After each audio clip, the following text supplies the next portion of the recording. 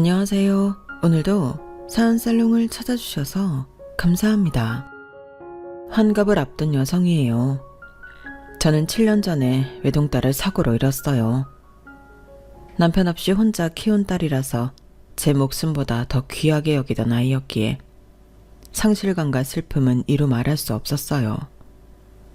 딸아이는 고등학교 동창과 결혼해 2살짜리 딸을 두고 있었는데 그 어린 딸을 두고 눈을 감으려니 얼마나 가슴이 찢어졌을까요.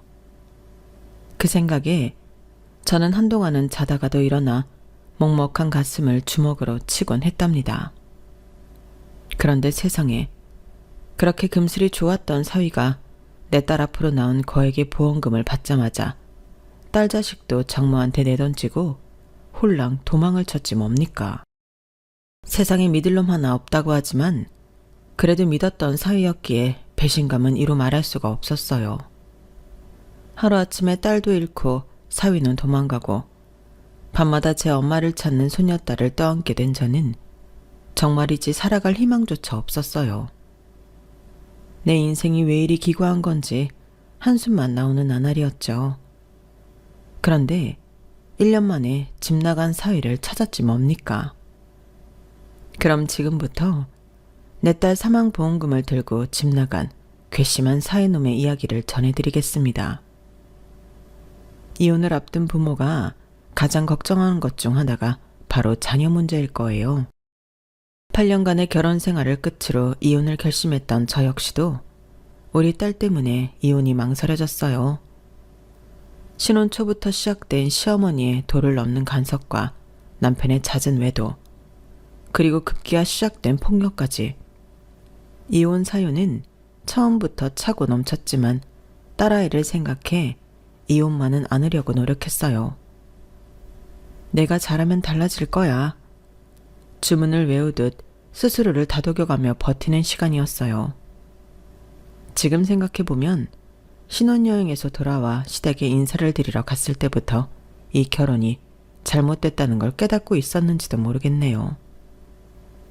신혼여행지에서 사온 시부모님과 시누이, 시동생 선물을 꺼내자마자 어머님이 대뜸 이러시더라고요. 이거 누구 돈으로 샀니? 딱히 누구 돈이라고 할 거 없이 신혼여행 경비로 산 거라서 잠시 머뭇거렸더니 어머님이 깊은 한숨을 쉬시며 그러시는 거예요. 야, 내가 진작부터 말하고 싶지만 꾹 참고 있었다만 너 돈 쓰는 거 보니 오늘은 확실히 짚고 넘어가야겠다. 난 말이다. 내 아들이 고생고생해서 번 돈을 네가 펑펑 쓰고 사는 꼴은 절대 못 본다. 듣자 하니 너 다니던 직장도 그만뒀다며? 아니, 한창 젊을 때 열심히 일해서 돈 모을 생각을 해야지. 어떻게 결혼하자마자 일 그만두고 집구석에서 빤빤히 놀 생각을 하니? 내 아들이 네 물주니? 네 부모라도 돼? 왜 내가 금지어겨 키운 아들 등골 빼먹을 생각을 하느냐고. 네가 정 그렇게 일하기 싫다면 내 집에 와서 밥 타고 청소라도 해. 그러면 매달 파출부일당은 줄 테니까. 설마 이 정도도 못하겠다고 하지는 않겠지? 사실 제가 직장을 그만둔 건 제 뜻이 아니었어요. 제가 혼전 임신을 하기도 했고 남편이 제가 일하는 걸 반대했기 때문이거든요. 요즘은 혼수로 손주를 임신해 간다는 말이 있을 정도로 혼전 임신이 그리 큰 문제가 아니지만 저 때만 해도 남사스럽고 창피한 일이라고 여겨지는 행동이었어요. 그래서 친정 부모님과 시댁에 비밀로 했던 건데 이런 오해가 생기니 더는 입 다물고 있을 수가 없더라고요. 그래서 남편을 시켜 말씀드리게 했는데 그걸 들으신 시어머님이 불같이 화를 내시는 거예요. 어디서 이런 근본도 없는 걸 데려온 거야? 아니, 결혼도 안 한 여자가 몸을 얼마나 함부로 굴렸으면 결혼도 하기 전에 임신을 해? 네 친정에서는 이걸 알고도 나한테 이런 방구도 안 했던 거니? 딸 자식 교육을 이따위로 시켜놓고도 사과 한마디 않고 어쩜 그렇게 뻔뻔하게 굴 수가 있느냐고. 내가 이런 꼴 보자고 지금까지 기를 쓰고 산 거니? 아유, 내 팔자야. 며느리 하나 잘못 들여서 이게 무슨 개망신이야. 혼전 임신을 한 건 죄송하지만 그렇다고 애를 저 혼자 낳는 건 아니잖아요. 그런데 모든 흉은 제 몫이었어요. 제가 몸을 해프게 굴린 탓이고 제가 정도관념이 없는 여자인 거고 제가 시무모 알기를 개떡같이 안 탓이었죠. 그런데 말이죠. 이런 일방적인 결론을 내리는 시어머니보다 더 미운 사람이 있었어요. 그건 바로 혼전 임신의 공범인 제 남편이었어요. 제가 동정녀 마리아도 아니고 혼자 스스로 임신을 한 건 아니잖아요. 남편이 일조했으니 생긴 일이니까요. 그런데 어쩌면 그렇게 이기적으로 자기만 쏙 빠져나가는지 정말 세상에 믿을 놈 하나 없다는 생각이 들더라고요. 어머님이 제게 원색적인 비난을 퍼붓는데도 말 한마디 거드는 것도 없고 남의 일인 양 자기는 자리에서 일어나 딴전을 부리더라고요. 그때 그 인간의 실체를 알아봤어야 하는 건데 멍청하게 그런 인간과 수년을 살았네요. 아무튼 그날 이후로 시어머니는 수시로 저희 신혼집에 드나들었어요. 집에 오셔서는 현관에 들어서자마자 신발장을 열어 젖히고는 혹시라도 낯선 놈 신발은 없는지 검사를 하시더군요. 집안에 들어오셔도 온 집안을 살피시며 코를 킁킁거리며 냄새를 맡아댔어요. 아니, 냄새를 맡으면 당신 아들 냄새인지 딴 놈 냄새인지 알 수 있는 건가요? 그런데도 저 보란듯이 매번 그러시더라고요. 그리고는 꼭 이렇게 못을 박았어요. 자고로 몸 함부로 내돌리는 여자는 패가망신의 지름길인 거다. 네 뱃속의 일을 생각한다면 네 스스로 행동거지를 제대로 하고 살아. 나중에 자식까지 남의 손가락질 받게 하지 말고. 매번 도가 넘치게 저를 환영년 취급을 하는 통에 어머님의 한마디 한마디가 제게는 비수가 되어 꽂혔어요. 그렇게 참고 참다가 한 번에 터져버린 건 출산 후 우리 딸아이 100일 때였어요. 어머님이 굳이 100일상을 차려야 한다고 하셔서 아직은 온전치 않은 몸으로 장까지 받아가 상을 차렸는데 친정 부모님까지 모인 자리에서 어머님이 또다시 저를 몸 함부로 굴리는 여자 취급을 하지 뭐해요. 저희 아빠는 얼굴이 금방이라도 터질 것처럼 발갛게 달아올랐고 엄마는 입술을 꽉 깨문 채 참고 계셨어요. 그런데도 끝까지 했던 말을 몇 번이나 거듭하며 제 흉을 보시길래 참다 못한 제가 소리를 질러버렸어요. 제발 그만 좀 하세요. 제가 밖에서 외간 남자랑 몸을 굴리다 왔나요? 어머님 아들이랑 합의하에 어머님 손녀 가진 것 뿐이라고요. 혼전 임신이라 못마땅하신 건 이해하겠지만 저 혼자 애를 만든 것도 아닌데 환양년 취급 좀 그만하시라고요. 그리고 당신은 왜 입 꼭 다물고 남의 집 일 보듯 하는 거야? 싫다는 나 끌고 가서 애 갖게 한 거 당신이잖아. 어차피 결혼할 사이니까 까칠하게 굴지 말라고 날 다그친 거 당신 아니냐고. 그런데 왜 나 혼자 뒷감당을 해야 돼? 왜 나만 몸 함부로 굴리는 년 취급을 받아야 하냐고. 애는 나 혼자 만들었어? 우리 민영이 나 혼자 만드느냐고. 그러자 어머님이 득달같이 달려들었어요. 너 지금 어디서 큰 소리냐? 어른들 앞에서 어디 큰 소리야? 니네 집에선 가정교육을 그렇게 받았어? 위아래 없이 함부로 굴라고 배웠느냐고. 세상에. 이래서 집에 여자를 들일 땐 조심해야 한다고 그러는 거다. 어떻게 이런 걸 집에 들여선 나를 이렇게 개망신을 당하게 해? 어머님, 그 말 당장 사과하세요. 저랑 이희가 같이 벌인 일인데 왜 제 부모님 탓만 하세요? 그렇게 따지면 이희도 가정교육 제대로 못 받아서 몸뚱이 함부로 굴려 혼전 임신시킨 거니까 그 부모인 어머님도 똑같이 욕먹어야 하는 게 맞잖아요. 안 그래요? 뭐? 이게 정말? 그께 어머님은 상을 뒤엎고 난동을 부리셨어요. 시누이와 시동생이 말려봤지만 어머님은 멈출 생각이 없었어요. 아주 6.25 때 난리는 난리도 아니었어요. 결국 친정아버지께서 나서서 상황을 진정시키셨어요. 어떻게 했냐고요? 모두가 보는 앞에서 제 남편 뺨을 치셨어요. 그리고는 참았던 말을 쏟아내셨죠. 당장 이혼해. 자기 한 사람 보살필 줄도 모르는 놈한테 더는 내 딸을 맡길 수 없다. 내 딸을 환양년 소리까지 듣게 하는 놈이라면 더 두고 볼 것도 없어. 넌 가장 자격도 없는 놈이야. 사부인도 당장 사과하세요. 그동안 내 딸한테 그런 천박한 소리 했던 거 사과하시라고요. 안 그러면 나도 사부인 아들을 주먹으로 교육할 테니까 어쩌시겠습니까?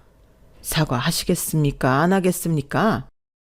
시어머니는 두 눈에서 불이 뿜어져 나오는 친정 아버지를 보시고는 그제야 겁이 나셨는지 두 손을 부들부들 떨며 제게 사과하셨어요. 남편도 다시는 이런 일이 없도록 자신이 가장으로서 처신을 잘하겠다고 싹싹 빈 후에야 친정 아버지를 진정시킬 수 있었어요. 아버지 덕분에 신혼여행에서 돌아온 순간부터 지옥 같은 시간을 보냈던 저는 그제야 한숨을 돌릴 수 있었어요. 하지만 재벌은 남주나요?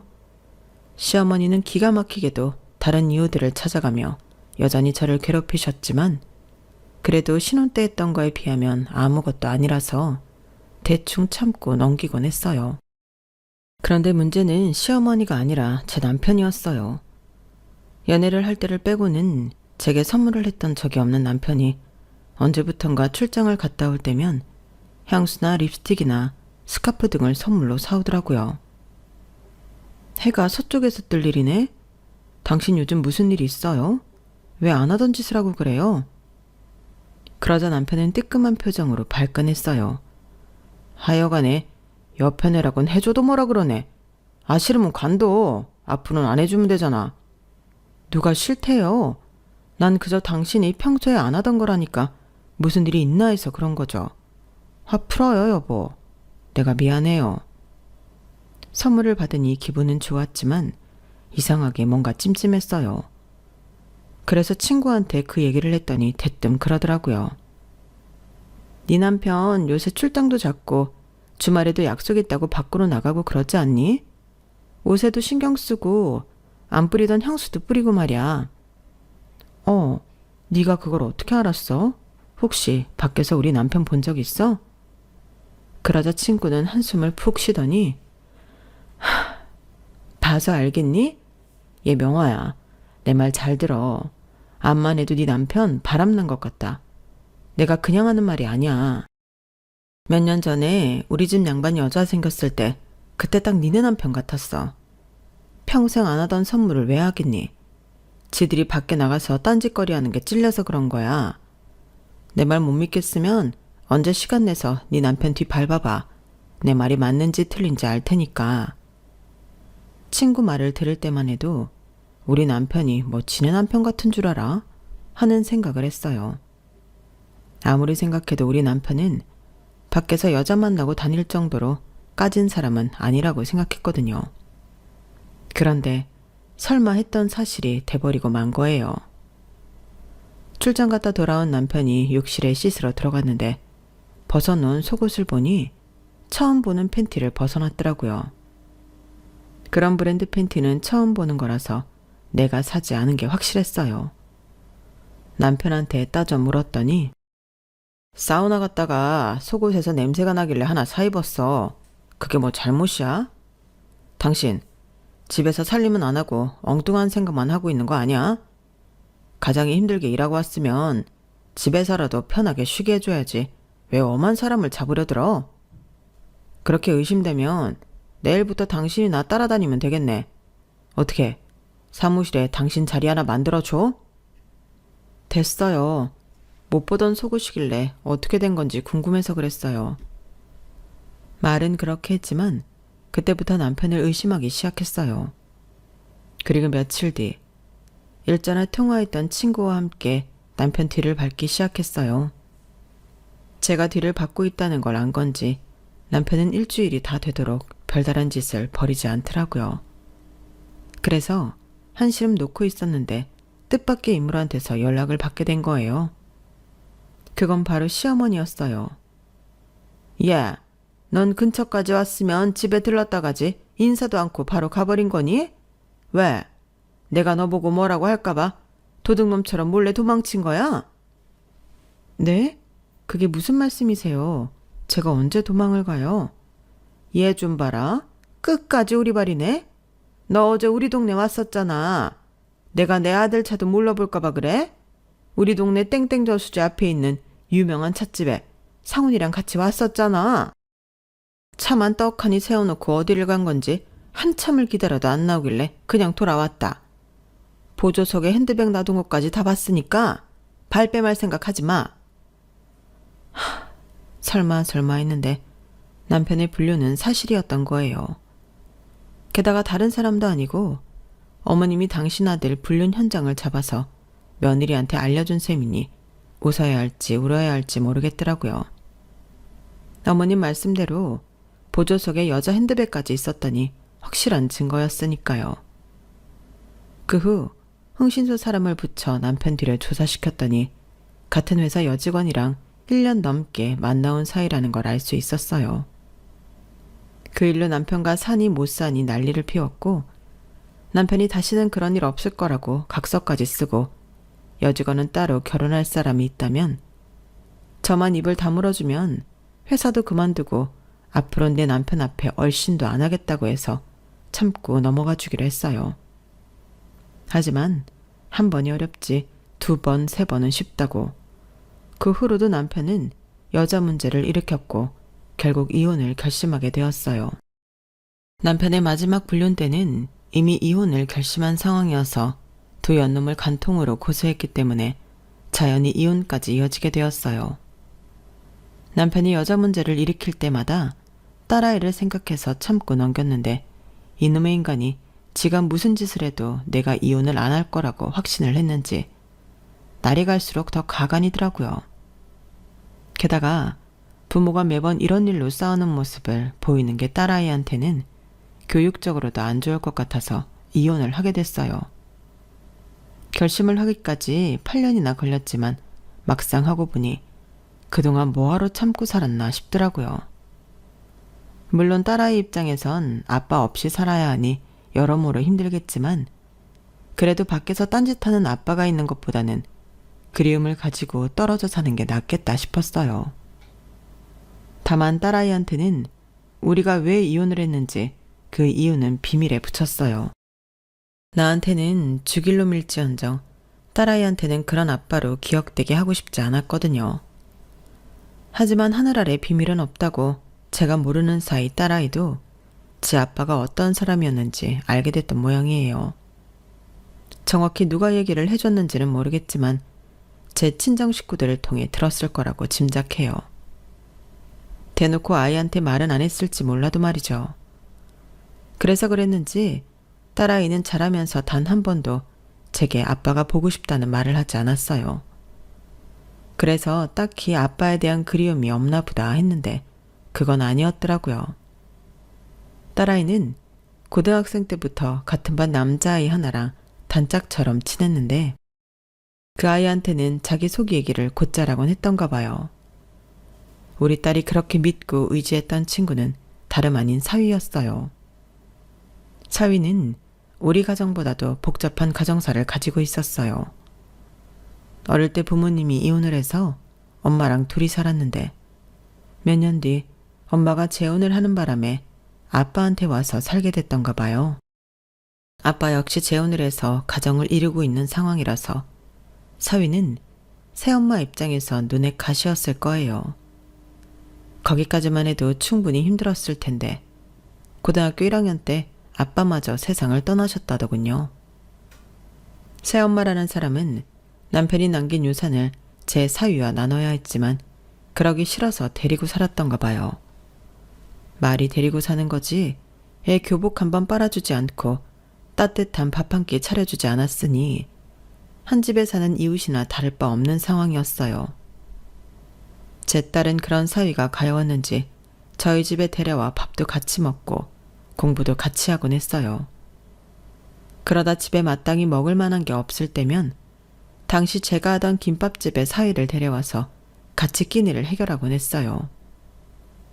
부모의 이혼으로 아픔을 가진 공통점 때문이었을까요? 딸아이와 사위는 이성 친구임에도 불구하고 자신의 속 이야기를 터놓는 사이이기도 했어요. 딸아이가 고등학교 2학년 말쯤에 전과 다르게 굉장히 신경질적으로 변한 적이 있었는데 그때 걱정하는 제게 사위가 그러더라고요. 실은 얼마 전에 민정이한테 모르는 번호로 전화가 왔었는데요. 민정이 아버님이랑 재혼하신 분인데 민정이 아버님이 위독하시다고 문병 좀 와줄 수 없냐고 그랬나 봐요. 딸아이 입장에선 오랜만에 연락된 아빠가 생사를 넘나들 정도로 위독하다고 하니 안 가볼 수가 없었던가 봐요. 하지만 병문안을 가자니 괜히 엄마를 배신하는 것 같아서 미안하고 안 가자니 마음에 걸리고 그랬나 보더라고요. 아주머니, 제가 말했다고는 하지 말아주세요. 민정이 딴에는 저를 믿고 한 얘기일 텐데 제가 아주머니께 말한 걸 알면 앞으로 저한테도 마음을 닫을지도 모르거든요. 제가 욕을 먹는 건 괜찮은데 앞으로 민정이가 아무한테도 속 얘기를 안 하고 혼자 끙끙 앓게 될까봐 그게 겁이 나서요. 사위의 마지막 말에 남편이 위중하다는 사실보다 더 많이 놀랐어요. 그저 어린애라고 생각해왔는데 속이 참 깊은 애라는 생각이 들었거든요. 그래서 우리 딸이 사위한테만큼은 속을 털어놓고 지내는 게 아닌가 하는 생각도 들었어요. 그래서 수소문 끝에 남편이 입원한 병원을 알아내서 딸아이를 데리고 병문안을 갔어요. 그런데 세상에 이놈의 인간이 끝까지 인간 같지 않은 짓을 하지 뭐예요. 글쎄 제 딸한테 간이식을 해달라고 그러는 거예요. 민정아, 아빠 좀 살려다오. 우리 딸이, 그러니까 민정이 네 동생이 이제 겨우 7살이야. 아빠가 이렇게 죽으면 그 어린 게 아빠도 없이 살아야 되잖아. 동생을 생각해서라도 네가 아빠 좀 살려다오. 그 말에 머리를 둔기로 맞은 것처럼 딩 하더라고요. 아니, 어떻게 아빠라는 작자가 미성년자인 자기 딸한테 간을 달라는 소리를 해요? 그것도 재혼해서 낳은 자식을 위해 살아야 한다고 하면서요. 그래서 단칼에 거절하려고 했는데 딸아이가 먼저 말을 꺼내더라고요. 내가 왜 그래야 돼요? 아빠는 내가 그 나이 때 나를 위해 뭘 하셨는데요? 엄마 가슴에 못 박으면서 여자들이랑 바람핀 거밖에 더 있어요? 나도 아빠 없이 자랐지만 이렇게 잘 자랐어요. 모르긴 해도 7살짜리 아빠 딸도 아빠 없이 잘 자랄 수 있을 거예요. 그러니까 괜한 걱정 마시고 앞으로는 이런 일로 아줌마 시켜서 나한테 전화하지 마세요. 귀찮고 싫어요. 100번 전화해도 나 아빠한테 내가 안 줘요. 우리 엄마한테 주는 거라면 100번 1000번 주겠지만. 엄마, 나 정훈이랑 시험 공부해야 되니까 집에 가자. 제 아빠의 부탁을 똑부러지게 거절하는 딸을 보니 저보다 낫다 싶더군요. 그 후로 남편이 이식수술을 받았는지 아닌지는 들은 바가 없어서 잘 모르겠어요. 다만 그 일 이후 딸아이는 제 아빠에 대한 그리움이 싹 가신 것 같았어요. 고등학교 3학년 내내 껌딱지처럼 딱 붙어 다니던 딸아이와 사위는 대학도 같은 학교에 들어갔고 제 딸과 사위가 2년 차이로 취업을 한 후에는 자기들끼리 얘기가 끝났는지 결혼식을 올리겠다고 그러더라고요. 사위는 새엄마한테 자기 몫으로 받은 아버지 유산으로 전셋집을 장만했고 딸아이는 2년간 직장 생활을 해서 모은 돈으로 혼수를 장만했어요. 제가 해준 거라고는 결혼식 비용을 보태준 정도였어요. 둘이서 어찌나 야무지게 준비를 했는지 요즘 애들은 머리도 좋고 자기들 인생도 제대로 계획해서 사는구나 싶었어요. 결혼하고 이듬해 제 딸은 자기랑 사이를 반반 닮은 예쁜 딸을 낳았어요. 애가 애를 낳았다는 생각에 어찌나 울컥하던지 이제 엄마가 된 딸을 보면 속으로 많이 울었어요. 기특하고 고맙고 그랬거든요. 비록 부족한 엄마였지만 자식을 키워 결혼도 시키고 소녀딸까지 보고 나니 이제 내 할 일은 다 했구나 싶더라고요. 이제 힘든 시간도 다 갔으니 행복할 일만 남았다 생각했죠. 그런데 인생이 그렇게 녹록지 않더라고요. 예쁜 딸도 낳았고 이제 남편과 함께 알콩달콩 예쁜 가정을 이루고 살 일만 남은 줄 알았던 딸아이가 2년 뒤 사고로 세상을 떠난 거예요. 출장 간다고 손녀딸을 제게 맡기고 갔는데 그게 마지막이 될 줄 누가 알았겠어요. 사고 나기 불과 몇 시간 전까지도 엄마가 해준 김치찌개 먹고 싶다고 7시쯤 집에 도착할 테니 김치찌개 좀 해달라고 그랬는데 그렇게 허망하게 갈 줄이야. 남은 가족들도 그렇지만 한창 예쁜 짓을 하는 딸을 두고 황천길을 건너는 딸아이 마음은 얼마나 찢어지게 아팠겠어요. 그 생각을 하니 더 가슴이 미어져서 눈물이 멈추지 않았어요. 사위는 장례 기간 내내 먹지도 않고 잠도 안 자고 빈소에 앉아 제 딸아이 영정을 바라보고 있었어요. 어린 손녀는 제 엄마가 세상을 떠났는데도 아무것도 모른 채 제 아빠 품에 안겨 평소처럼 빵긋빵긋 웃더라고요. 그 모습을 보니 더 마음이 찢어지는 것 같았어요. 딸아이를 보내고 한동안 식음을 전폐한 채 가게도 직원한테 맡기고 집에 있었어요. 사위가 출근을 해야 해서 소녀딸을 돌봐야 했기에 억지로 침대에서 몸을 일으키기는 했지만 절반쯤은 정신을 놓고 사는 기분이었어요. 그나마 소녀딸을 돌봐야 한다는 책임이 아니었다면 모든 걸 다 놓아버렸을지도 모르겠네요. 자다 일어나면 엄마를 찾으며 우는 소녀딸을 보면서 내가 정신을 차려야 이 어린 걸 제대로 키울 수 있다고 마음을 다잡곤 했지만 밤이 되면 딸을 잃은 상실감에 컴컴한 심연 속으로 몸도 마음도 가라앉는 기분이었어요. 꿈에서도 딸아이 이름을 부르짖으며 온종일 헤매고 꿈에서 깨어나면 또 하루를 살아내야 하는 나날이 이어졌어요. 그런데 말라 비틀어진 풀포기 같던 일상을 깨우는 일이 벌어진 거예요. 믿었던 사위가 느닷없이 찾아와 손녀딸을 제게 떠넘기곤 이러는 거예요. 장모님, 저도 제 인생 살아야겠어요. 한창 젊은 나이에 죽은 여자 붙들고 살 수는 없는 거잖아요. 그러니까 예림이는 장모님이 맡아 키워주세요. 엄마가 없으면 외할머니라도 키워주셔야죠. 안 그래요? 참, 양육비로 1억 통장에 넣어드렸으니까 앞으로 저한테 연락은 안 하셨으면 합니다. 뭐 하셔도 안 받을 테지만요. 그 사람 집은 오후에 이삿짐센터에서 가져다 줄 겁니다. 그럼 안녕히 계세요. 아니 이보게, 그게 지금 무슨 소린가? 자네 지금 새 인생 살겠다고 자식까지 버리고 가겠다는 거야? 아니 세상에, 이게 도대체 무슨 경우인가? 이서방! 이서방!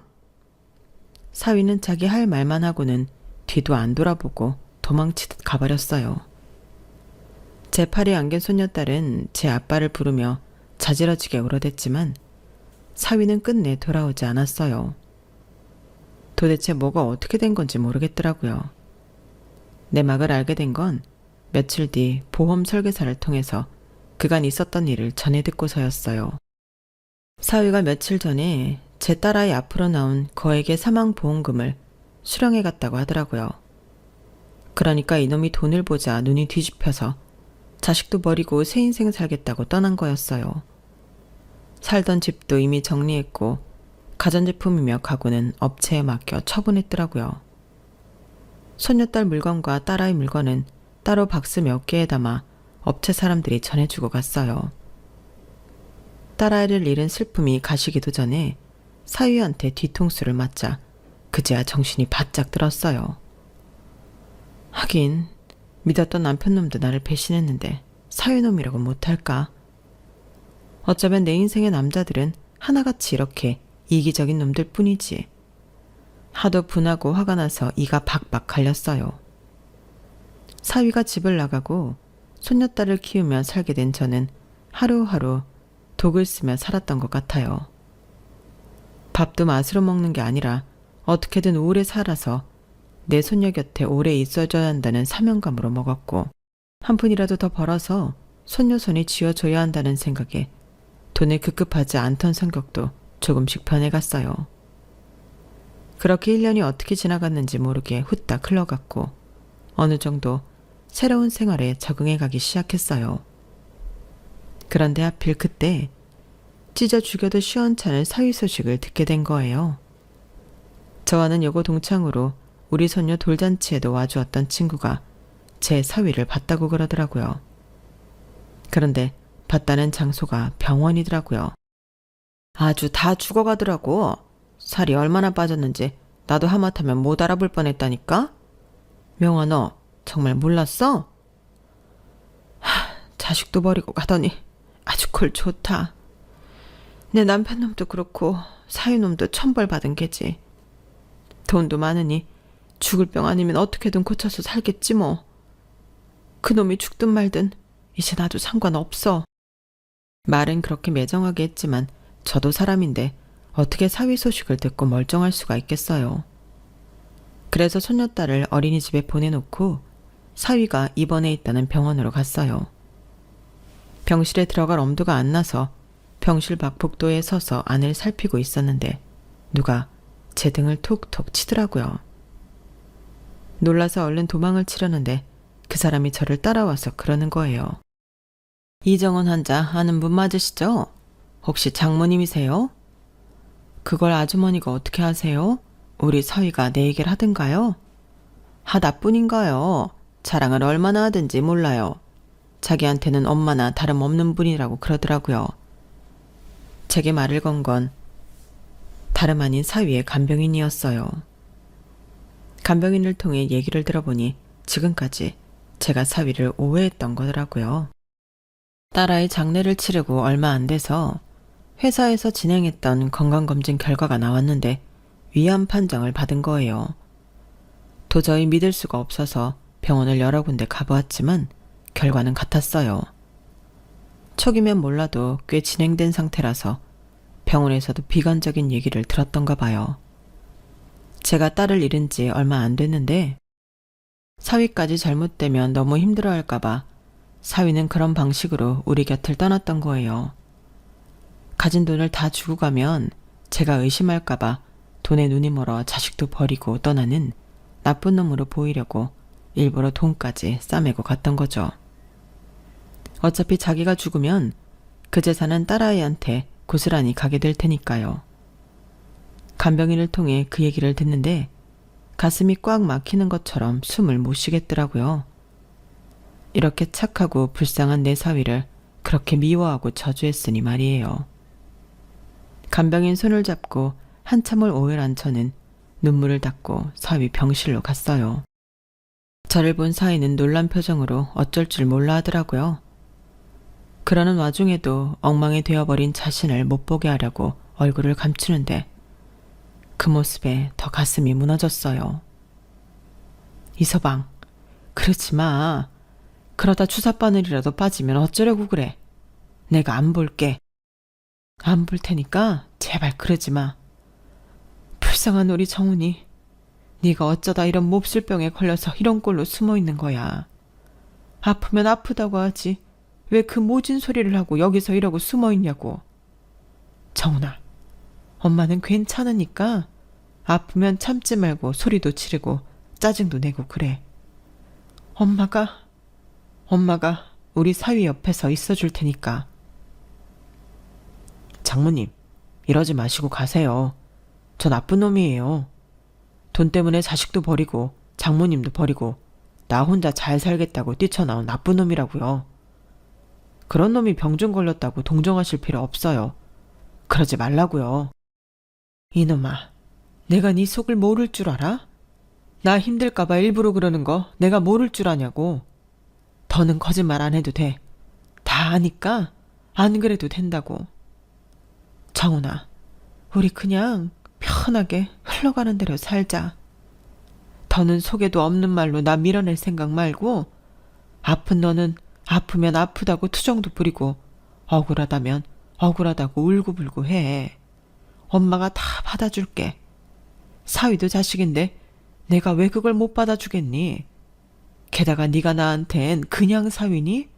넌 내 아들이나 친배 없잖아. 생각해보니 우리 민정이가 널 나한테 맡기려고 널 내 사위로 데려온 모양이다. 불쌍한 놈 나라도 지켜주라고. 그래서 데려온 모양이야. 그러니까 엄마한테 의지하고 우리 같이 암이랑 싸워보자. 방송에도 종종 나오지 않든 병원에서 못 고친다고 하는 병도 기적처럼 이겨내는 사람들 말이다. 우리한테도 기적이 없으리란 보장은 없는 거잖니? 그러니까 싸워보자. 혼자 외롭게 싸우는 것보다 같이 싸우는 게 더 힘이 나지 않겠어? 눈에 넣어도 안 아플 우리 예림이 재롱도 보면서 많이 웃고 좋은 생각 많이 하면 지독한 암세포도 제풀에 꺾여 사라질지도 모르잖니? 그러니까 포기하지 말고 우리 같이 싸워보자. 결국 사위는 저를 끌어안고 펑펑 울었어요. 풍채 좋던 녀석이 1년 사이 꼬챙이처럼 말라서는 뼈만 앙상한 걸 보니 억장이 무너지는 것 같았어요. 하지만 제가 그런 티를 냈다가는 사위가 더 힘들어할 것 같아서 이를 악물고 꾹 참았네요. 얼마 뒤 사위는 퇴원해서 저희 집으로 들어왔어요. 병원에서도 딱히 치료할 게 없다고 차라리 가족들 품에서 지내는 게 나을 것 같다고 했거든요. 그 말은 돌려 말하면 가망이 없다는 뜻이었겠지만 그래도 우리는 쉽게 포기할 수가 없었어요. 아직 살아있으니까요. 죽지 않고 살아있는데 어떻게 목숨을 포기해요? 그래서 사위를 데려온 그날부터 저는 암투병에 관련된 책이며 방송이며 완치에 도움이 된다면 그게 뭐든 간에 다 찾아보면서 본격적으로 사위의 투병 생활을 도왔어요. 식단도 바꾸고 운동 스케줄표도 만들어서 나름 체계적으로 투병 생활을 이어나갔어요. 그렇게 1년이 지나고 2년이 지나고 병원에서 예상했던 생존 기간보다 훨씬 더 긴 시간을 살아내면서 조금씩 완쾌에 대한 기대감이 높아졌어요. 그리고 드디어 5년 만에 사위는 완쾌 판정을 받으면서 암 투병을 끝낼 수 있었답니다. 담당 의사를 만나 완쾌 결과를 듣던 순간 사위도 저도 기뻐서 눈물을 얼마나 쏟았나 몰라요. 죽은 사람이 살아 돌아온 기분이랄까요? 그동안 힘겨워하는 사위를 볼 때마다 속으로 딸아이한테 기도를 했었거든요. 이거사, 네가 그렇게 빨리 갔으면 최소한 사위는 내 곁에 남겨줘야 하는 거 아니니? 예림이를 생각해서라도 정훈이까지 데려가면 안 되는 거잖아. 그러니까 네가 좀 도와줘. 네 남편 우리 곁에서 오래오래 살 수 있도록 네가 좀 도와줘. 엄마가 돼서는 죽은 딸한테 이런 부탁을 하는 게 미안하기는 하지만 그래도 어쩌겠어요. 산 놈은 살리고 봐야죠. 딸아이가 도왔는지 어쨌는지는 모르겠지만 사위도 저도 이게 다 우리 딸이 도와준 덕분이라고 생각하고 있답니다. 뭐가 됐든 서울만 가면 되니까요. 이번 일을 겪고 나니 세상에 두려울 게 없네요. 죽음과도 싸워 이겼는데 뭔들 두렵겠어요. 그러니 앞으로 남은 인생은 사위랑 손녀딸이랑 야무지게 행복 찾아먹으며 살 생각입니다. 많이 응원들 해주세요. 지금까지 제 사연을 들어주셔서 감사합니다. 건강이 최고죠. 건강하시고 더 행복하세요. 여러분, 사연 댓글에 응원과 현명한 조언 부탁드려요. 좋아요와 구독은 저에게 큰 힘이 됩니다. 오늘도 좋은 일 가득하세요.